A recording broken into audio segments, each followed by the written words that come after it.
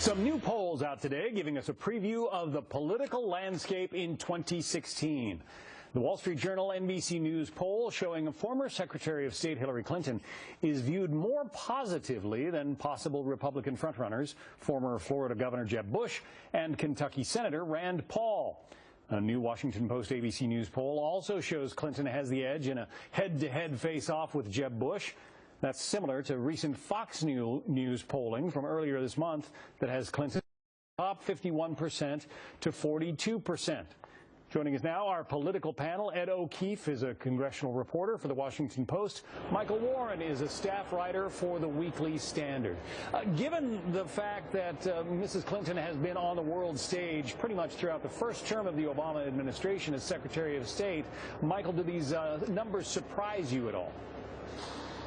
No, they're not so surprising. I mean, what I think was interesting is that, of course, we have to do all the caveats, right, that 2016 is a long way away, 2014 is still an election in between.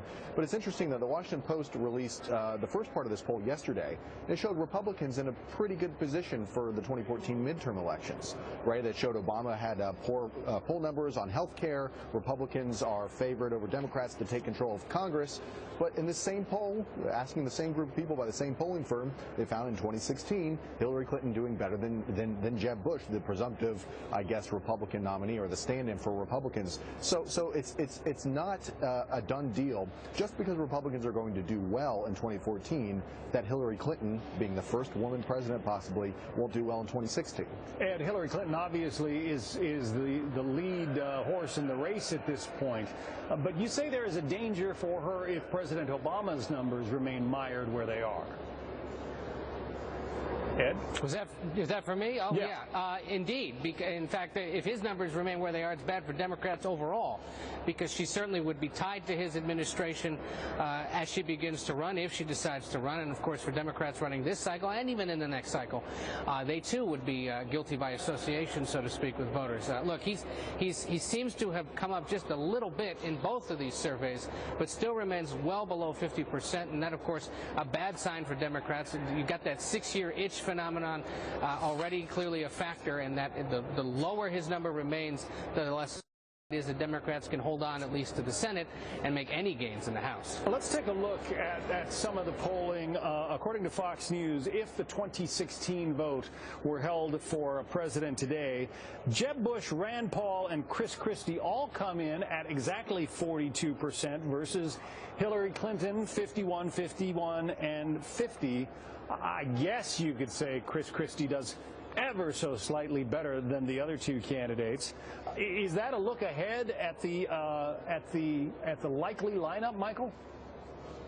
Well, we have this interesting setup for 2016 where the Republicans have a really wide open field. I mean, as you just mentioned, you've got, and I think the Washington Post poll as well shows a bunch of Republicans kind of polling pretty close to each other.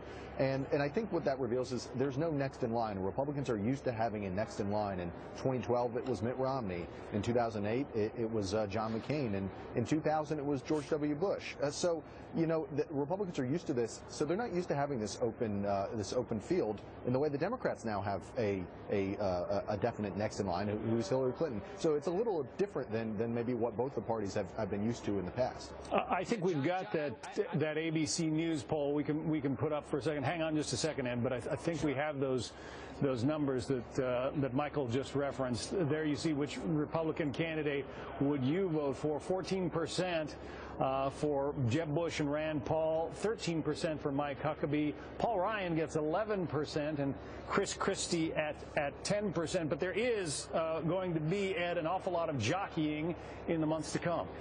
Absolutely. The point I was going to make, you helped me make it there, is that Mike Huckabee remains quite a factor. If you dive deeper into the Post poll, at least, you'll notice that among very conservative Republicans, he gets about 21%, which is higher than anyone else. He's followed by guys like Ted Cruz, Marco Rubio, and Rand Paul. So that conceivably remains a factor.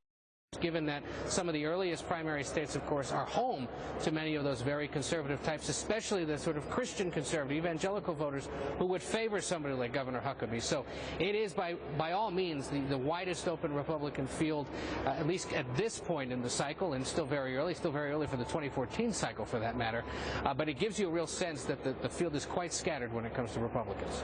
Michael, what about what we saw last time around on the Republican side? I mean, even Reince Priebus, the chairman of the Republican National Committee, has said that they had so many candidates who spent so much time beating up on one another that when Mitt Romney finally emerged as the victor last time around, they felt that he was badly damaged and had too much ground to make up against President Obama. How did they avoid that same mistake this time around?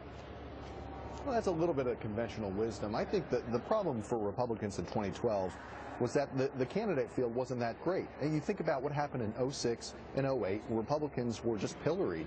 They lost a bunch of elections on the federal level. A lot of governors lost races. Mitt Romney didn't even run for re-election in 2006. So you didn't really have a field of good candidates coming up through 2012.